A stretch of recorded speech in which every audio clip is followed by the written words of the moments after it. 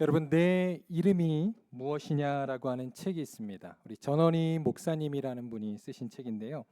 이 책이 좀 흥미로운 것은 이 책은 사탄에 대해서 연구한 책이에요. 한번 우리 책 표지 한번 보여주세요. 네, 저자는 구약 성경에서부터 신약 성경, 그리고 또 그 구약과 신약의 중간기, 그리고 또 그 이후에 어떤 유대 문헌들을 이렇게 샅샅이 찾으면서 학문적으로 성경에서 사탄이 과연 어떠한 존재인지, 그리고 어떠한 일을 하는지를 연구를 했습니다. 신기하지 않습니까?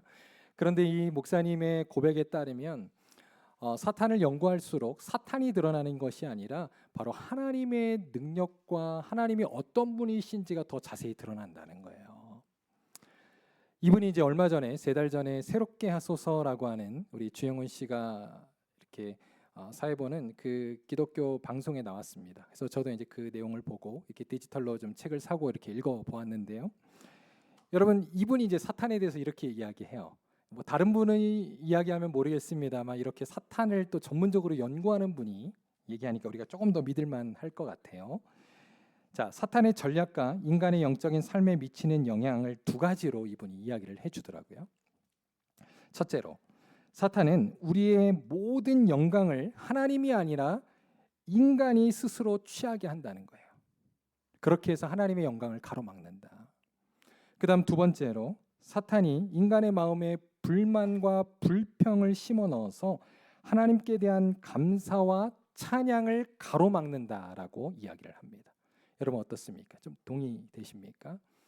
올해 우리가 이제 마지막 2024년도 주일 예배를 드리고 있습니다. 올 한 해를 여러분 돌아보시면서 우리가 정말 어떻게 살았는지를 이 시간 한번 잠깐 점검해 보기를 원합니다. 오늘 이 우리 전원희 목사님의 말처럼 우리가 정말 하나님께 영광을 돌리는 그런 삶을 사셨습니까? 그리고 우리의 삶 속에 불평과 불만이 많으셨습니까? 아니면 감사와 찬양이 더 많았습니까? 우리는 이 시간 한번 돌아볼 수 있기를 바랍니다.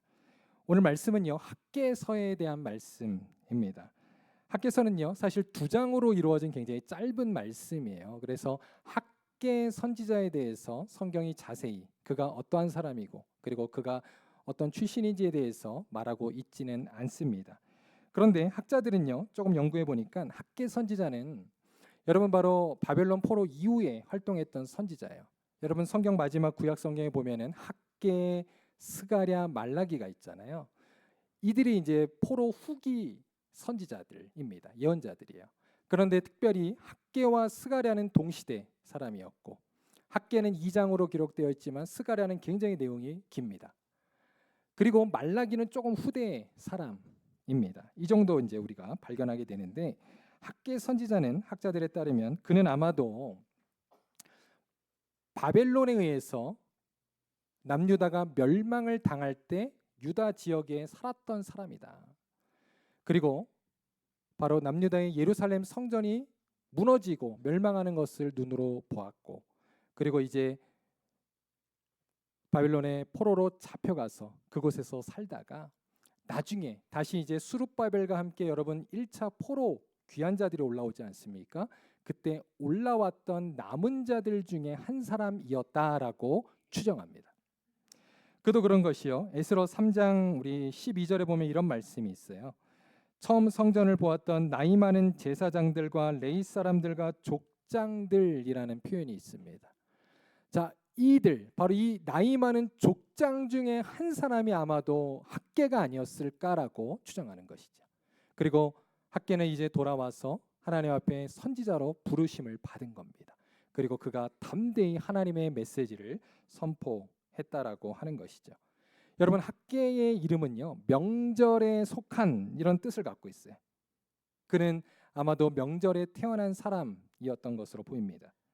또 학개 선지자의 활동 연대는요, 좀 전에도 살펴보았지만 바벨론이 멸망한 이후에 이제 고향으로 돌아와서 페르시아의 바사의 다리오 왕 제2년경에 바로 하나님의 선지자로 부름을 받아서 고향에서 활동을 했던 것이에요.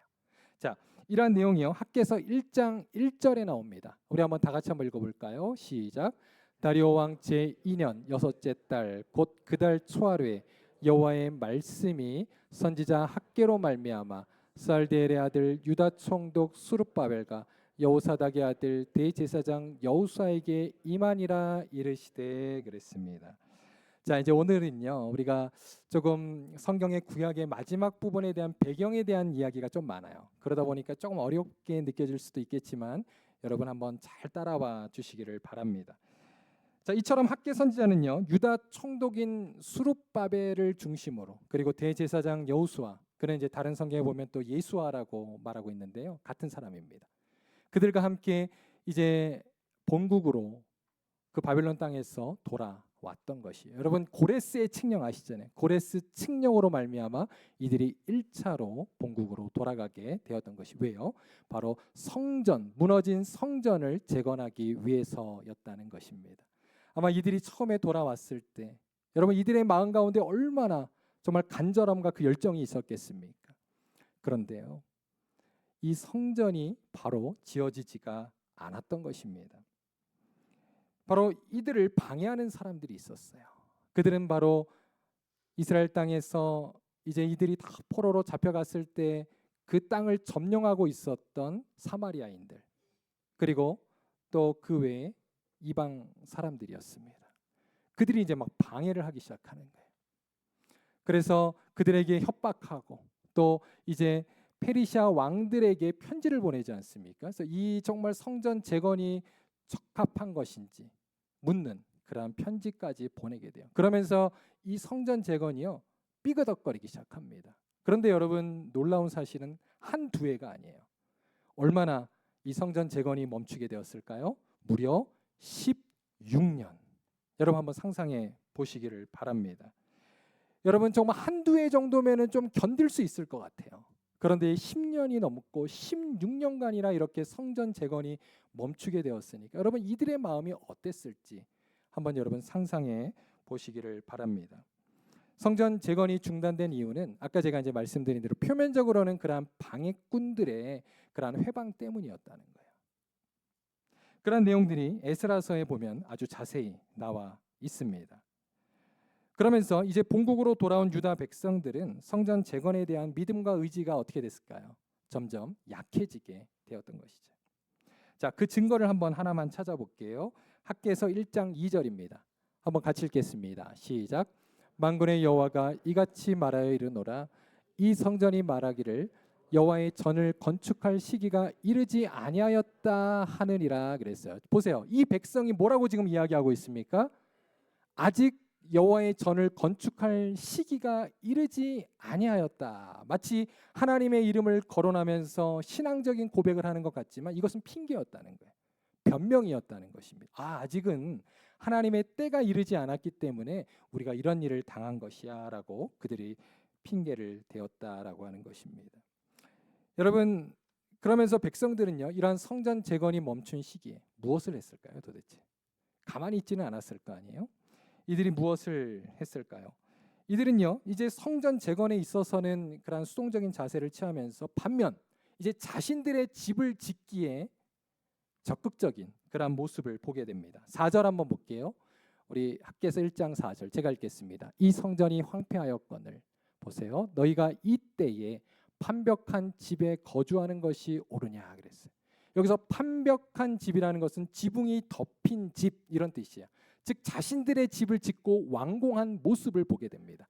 하나님의 성전은 완공하지 못하고 황폐하게 되었지만 자신들의 집을 짓는 그러한 일에 몰두하고 있는 이스라엘 백성들의 모습을 보게 되죠. 심지어 여러분 에스라서에 보면요, 이들이 하나님의 성전을 위해서 모아둔 그 재료를 가져다가 자신들의 집을 져요. 이러한 죄를 짓게 되었다는 것입니다.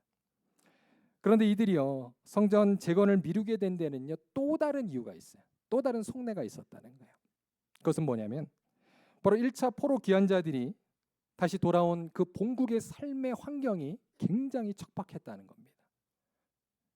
그래서 학개서 1장 6절에 보면 가뭄으로 인해 농작물 경작이 실패하고 또 물질 공급이 부족하게 돼요.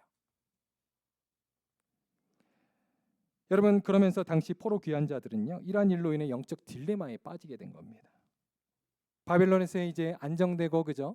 어느 정도 정착한 그러한 생활을 접고 이제 정말 선지자들의 말만 믿고 이들이 본국으로 용기 있게 돌아왔지만 여러분 이때 다 돌아온 게 아니잖아요. 믿음의 소수들만 돌아왔다고요. 돌아온 사람들만 해도 대단한 사람들이에요. 그런데 이들이 본국에 돌아와 보니까 생활 환경은 너무나도 척박하고 경제적인 여건은 나아지지 아니하고 그리고 심지어 엎친 데 덮친 격으로 옆에서 막 방해꾼들과 해방꾼들의 그러한 어려움들이 있다 보니까 이들이 결국은 영적인 낙심 상태에 빠지게 되었다. 그러면서 점차 이들이 여러분 성전 재건이 16년이나 멈추게 되면서 이제는 완전히 자포자기한 그러한 상태 가운데 있었다는 거예요. 그때 바로 하나님은 그들 중에 한 사람인 학개를 부르셔서 그로 하여금 하나님의 말씀을 전하게 하신 것입니다. 여러분 이제 오늘이 바로 2024년 마지막 주일 예배입니다. 여러분 놀랍지 않습니까? 2024년도도 이렇게 한 해가 다 갔어요. 여러분 올해 초가 시작될 때 여러분 어떠한 결심과 어떠한 마음으로 한 해를 시작하셨습니까? 아마도 많은 분들이 영적으로도 정말 올해는 신앙생활을 잘 해봐야겠다. 또 말씀과 기도 생활을 잘 해야지. 그러면서 아마 시작한 분들이 많이 있을 겁니다. 그러나 어떻습니까? 우리의 삶은 여러분 한 해가 지나고 또 몇 달이 지날 때마다 점점 좋아지는 것이 아니라 예상치 못한 그러한 어려움도 만나고 또 삶의 여러 가지 고난과 또 시험과 또 관계적인 어려움 등등 이러한 것들을 만나면서 아마도 중간에 삐그덕거리고 또 정말 오늘 이스라엘 백성들과 같이 자포자기하고 또 실망하고 낙심 가운데 혹시 있지는 않습니까? 바로 이것이 우리가 처한 믿음과 삶의 현실이라는 거예요. 여러분 이러한 딜레마 가운데 우리는 늘 살아가고 있습니다. 아마 이제 우리가 2025년도가 시작되지만 여러분 우리가 새해를 또 새로운 마음으로 시작하지만 여러분 결국 또 2025년도도 그러한 여러 가지 시험과 어려움이 우리를 기다리고 있을 것입니다. 그것이 우리의 인생 아닙니까? 이것이 바로 우리의 인생의 딜레마라는 거예요. 자, 이러한 때에 바로 하나님께서는 학개를 부르셔서 그 낙심하고 자포자기한 이스라엘 백성들에게 하나님의 말씀을 선포해 주셨습니다. 바라기는요. 오늘 정말 낙심하고 또 실망과 어려움 가운데 있는 우리들에게도 하나님께서 주시는 이 말씀이 되시기를 바랍니다. 자, 우리의 녹록지 않은 그러한 현실 속에서 하나님께서는 어떠한 영적인 그러한 말씀을 주시는가? 첫 번째입니다. 첫 번째로 하나님은요. 우리의 한숨을 아신다라고 하는 것입니다. 자, 오늘 본문 한번 3절 한번 보겠습니다. 학개서 2장 3절이에요. 한번 다 같이 읽겠습니다. 시작. 너희 가운데 남아 있는 자 중에서 이 성전의 이전 영광을 본 자가 누구냐? 이제 이것이 너희에게 어떻게 보이느냐? 이것이 너희 눈에 보잘것 없지 아니하냐 그랬습니다. 자, 여러분 이제 학개서 1장에서 2장을 넘어가면요. 갑자기 이제 배경이 좀 달라져요. 이제는 16년간의 그러한 성전 재건이 멈추었던 기간들이 지나고 학개와 스가랴 선지자로 인하여서 이들이 결국 하나님의 성전을 완성합니다. 이제 완성한 이후에 하신 말씀이 바로 오늘 이 학개서 2장이라는 거예요. 그런데 오늘 3절에 보니까 학개를 통해서 하나님께서는 그들의 마음을 이해하고 계심을 보게 된다는 것이죠. 당시에 여러분 솔로몬의 그 첫 성전을 보았던 그 화려한 영광을 보았던 백성들은요. 이 두 번째 수룹바벨의 성전을 보고 낙심하고 실망했다는 거예요. 이들을 낙심시키는 일은요. 내외적으로 참 많았습니다. 그런데 하나님은 바로 그들의 모든 한숨을 다 보시고 알고 계셨다는 거죠. 자, 그렇다면요. 이 중간에 빠진 이 한번 성전 재건의 역사를 제가 한번 빠르게 한번 도표로 한번 좀 보여드리겠습니다. 첫 번째, 성전 재건의 시작. 자, 한번 우리 보시면 주전 536년에 시작된 거예요. 여러분, 남유다가 언제 멸망합니까? 예루살렘 성전이 언제 파괴되었죠? 586년입니다. 정확하게 50년 후에 바로 1차 포로 귀환자들이 들어가서 성전 재건을 시작을 했던 겁니다. 자, 두 번째 또 넘겨주세요. 성전 재건이 그런데 중단이 되죠. 몇 년 동안? 16년간이나 중단이 되었습니다. 그 다음 세 번째. 그리고 나서 이제 학개와 스가랴와 같은 선지자들을 통해서 하나님의 말씀을 듣고 이들이 성전 재건을 재개합니다. 그게 바로 주전 520년이에요. 그리고 나서 마지막 네 번째. 바로 4년 후에 성전이 완공이 되었던 것입니다. 그런데 여러분 아까 제가 말씀드렸죠. 남유다가 멸망하고 성전이 멸망 무너졌을 때 몇 년이라고요? 주전 586년, 정확히 70년이 되던 해에 바로 성전이 재건된 것입니다. 우리가 아는 것처럼 예레미야와 선지자들이 70년 후에 이들이 본국으로 돌아오리라라고 여러분 예언하지 않았습니까? 학자들은요 바로 이 70년을 이것으로 본다는 거예요. 성전이 무너지고 성전이 완공된 시점으로 보고 있다는 것입니다. 자, 이러한 우여곡절 끝에 드디어 하나님의 성전이 지어지게 되었습니다. 그런데 여러분, 그럼에도 불구하고 이들이 실망에 빠졌어요. 왜 그렇습니까? 사실 수룹바벨 성전이요, 솔로몬의 성전하고 어떤 크기, 외적으로 볼 때는 별반 다르지 않았다고 합니다. 네, 전혀 어떤 차이를 느끼지 못했다고 해요. 그런데 이들이 실망한 이유는 뭐냐면, 여러분 한번 생각해 보시기를 바랍니다. 솔로몬 당시는 어떠한 시대였습니까? 이스라엘이 가장 번성하고 강력한 시대였다는 거예요. 그 당시에 여러분 일하는 사람들이 얼마나 많았습니까? 심지어 막 용역까지 썼잖아요. 외국인들, 이방인들. 그리고 여러분 그 성전을 지을 때 그 재료들을 생각해 보세요. 야, 얼마나 좋은 그 나무들, 백향목 그런 것들을 가져다가 하나님의 성전을 짓지 않았습니까? 그런데 지금 이 수룹바벨의 성전은 그와는 달랐다는 거예요. 여러분 그 당시에는 일할 사람이 부족했습니다. 그리고 별로 재료가 없는 상태, 그나마 있는 재료마저도 사람들이 자기의 집에 가져다가 써버렸잖아요. 그러니까 여러분 이전에 첫 번째 성전을 보았던 사람들은 어떻겠어요? 실망할 수밖에 없었다라고 하는 것입니다. 또 하나는요, 학자들에 따르면 이 당시에는 이미 여러분 성전의 가장 중요한 하나님의 법궤가 사라진 때였다는 거예요. 언제 사라졌는지는 정확히 모릅니다. 그런데 어떻게 보면 속빈강정이죠.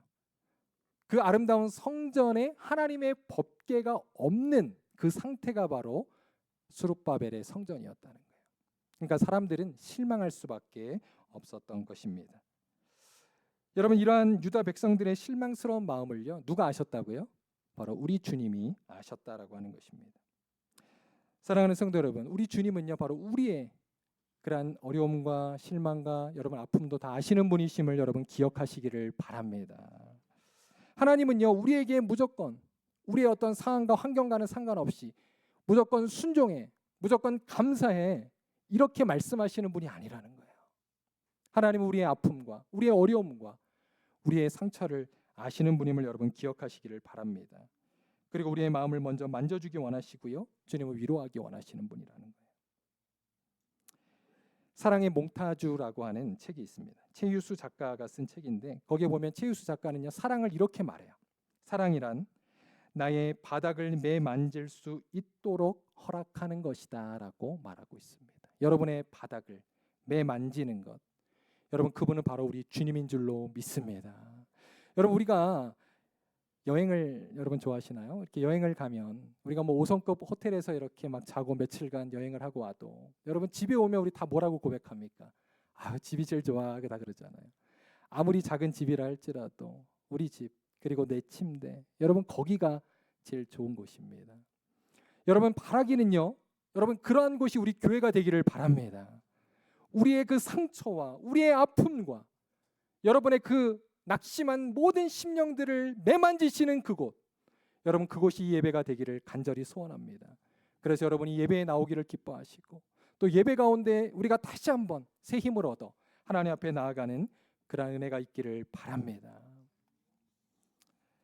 그런데요, 오늘 말씀에도 계속 보면 하나님은 정말 이러한 위로의 하나님이심을 또 말씀하고 있어요. 여러분 4절 하반절에도 보면 이렇게 말합니다. 내가 너희와 함께 하노라 그랬어요. 이것은요 하나님이 단순히 말로만 위로하시는 것이 아니라 이제 너희와 항상 함께 하겠다라고 말씀하시는 것인 줄로 믿습니다. 또한 학개서 2장 9절에도 보면요, 이전 성전의 나중 영광이 이전 영광보다 클 것이다 라고 말씀하고 있어요. 이것은 바로 현재의 부족함과 실망을 넘어서서 하나님이 주시는 참된 비전과 위로의 말씀인 줄로 믿습니다. 바로 이것은 성도들이 현재의 고난을 넘어서서 이제는 하나님이 주시는 그러한 비전, 하나님의 계획을 바라보며 그 안에서 참된 위로를 얻어야 한다는 것입니다. 자, 이제 두 번째입니다. 하나님 오늘 우리에게 말씀하시는 것은 너희 마음을 스스로 굳세게 하라는 거예요. 자, 오늘 보면 한번 4절에서 5절 말씀 한번 같이 한번 읽어보도록 하겠습니다. 4절에서 5절입니다. 시작. 그러나 여호수아가 이르노라 스룹바벨아 스스로 굳세게 할지어다. 여호사닥의 아들 대제사장 여호수아야 스스로 굳세게 할지어다. 여호와의 말이니라. 이 땅 모든 백성아 스스로 굳세게 하여 일할지어다. 내가 너희와 함께 하노라. 만군의 여호와의 말이니라. 너희가 애굽에서 나올 때 내가 너희와 언약한 말과 나의 영이 계속하여 너희 가운데 머물러 있나니 너희는 두려워하지 말지니라. 그래. 여러분 여기에 보면 세 번씩이나 주님 말씀하시죠. 스룹바벨 그리고 여호수아, 여러분 대제사장 여호수아입니다. 그리고 모든 백성들에게 각각 똑같은 말씀을 세 번 하세요. 여러분 여기에는 누구 하나도 예외가 없다는 거예요. 뭡니까? 너희 마음을 스스로 굳세게 하라. 여러분 이것은 목회자에게만 주시는 말씀이 아니라 하나님께서 우리 모두에게 명령하시는 말씀인 줄로 믿습니다. 우리의 마음을 굳세게 하라는 거예요. 그런데 여러분 우리가 한 단계 더 나아가야 돼요. 우리가 사실은 우리의 마음이 늘 흔들리고 또 여러분 하나님의 말씀을 결심하지만 우리가 작심삼일로 끝나는 이유가 뭔지 아세요? 우리의 마음에서만 결단하기 때문입니다. 여러분 그것을 우리가 삶의 현장에서 하나님의 말씀을 실천하고 우리가 그것을 행할 때 그 믿음의 역사가 여러분 나타나게 되는 줄로 믿습니다. 여러분 우리는 그것을 기억해야 한다는 거예요. 하나님께서 이스라엘 백성들에게도 광야에서 내가 너희와 함께하리라 약속하셨잖아요. 그런데 이스라엘 백성들 한번 생각해 보세요. 아 그래 하나님 우리와 함께 하시오 하면서 마음으로만 믿고 그들이 그 말씀을 순종하지 않고 따르지 않았다면 여러분 어떻게 되었을까요? 그들은 가나안 땅으로 나아갈 수 없었을 것입니다. 여호수아에게도 이제 가나안 땅 진격을 앞두고 있는 여호수아에게도 두려움 앞에 있는 여호수아에게도 하나님께서 내가 강하고 담대하라고 말씀하셨잖아요. 그러면서 하나님의 말씀을 묵상하고 그 말씀을 다 지켜 행하라라고 말씀하고 있습니다. 여러분 그때 여호수아가 그저 마음으로만 그 말씀을 다짐하고 끝났습니까? 아니에요.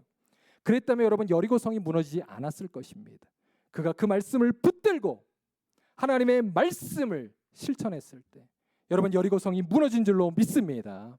우리에게도 이러한 여러분 참된 마음의 결단을 넘어서 우리의 행동의 결단으로 나아가는 여러분 귀한 성도님들 되시기를 바랍니다. 이게 바로 오늘 우리의 마음을 굳세게 하라는 것이에요. 이제 우리 세 번째로 한번 넘어가겠습니다. 마지막입니다. 오늘 하나님께서 이스라엘 백성들에게 주신 것은 바로 이 성전의 나중 영광이 더 크고 충만하겠다라고 하는 것입니다. 자, 우리 한번 6절에서 7절 그리고 9절 말씀을요. 여기 이제 제일 중요한 말씀인데 한번 같이 한번 읽겠습니다. 시작. 만군의 여호와가 이같이 말하노라. 조금 있으면 내가 하늘과 땅과 바다와 육지를 진동시킬 것이요 또한 모든 나라를 진동시킬 것이며 모든 나라의 보배가 이르리니 내가 이 성전의 영광이 충만하게 하리라. 만군의 여호와의 말이니라. 9절입니다. 이 성전의 나중 영광이 이전 영광보다 크리라. 만군의 여호와의 말이니라. 내가 이곳에 평강을 주리라. 만군의 여호와의 말이니라. 아멘. 여러분 사실은 이스라엘 백성들이 실망했던 이유는요. 그들의 판단과 그들의 눈에 보이기에 그죠? 비교했을 때 지금의 성전이 이전 성전보다 부족하다고 느꼈기 때문입니다. 비록 하나님이 보시기에도 분명히 이전 성전보다는 외적으로는 부족해 보였을 거예요. 그런데 놀라운 것은요. 하나님은 바로 이 성전에 그리고 나중 영광이 이곳에 더 충만하게 하겠다라고 약속하고 계십니다. 여러분 여기서 우리는 무엇을 깨닫게 됩니까? 하나님은요 결코 외모로 판단하시는 분이 아니라는 거예요. 여러분 우리는 많이 배운 사람 그리고 많이 가진 사람 그리고 정말 아름다운 교회 큰 그러한 건물을 가진 교회 여러분 이러한 사람 하나님만 쓰실 것 같은데 여러분 그렇지 않다는 거예요. 하나님은 없는 자, 못 배운 자 그리고 가지지 않은 자들을 통해서도 하나님의 놀라운 은혜의 역사를 이루시는 분임을 여러분 기억하시기를 바랍니다. 여러분 예수님의 12제자들 보세요. 그들의 한 면면을 보시라고요. 그들이 얼마나 부족하고 못 배우고 연약한 자들이었습니까? 그러나 하나님이 그들과 함께 하셨을 때 그들이 하나님 앞에 귀하게 쓰임받는 줄로 믿습니다.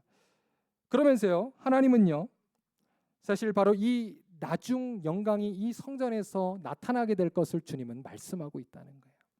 우리의 생각과는 다르시죠. 그런데 여러분 이것은 결국 무엇을 예언하는 것일까요?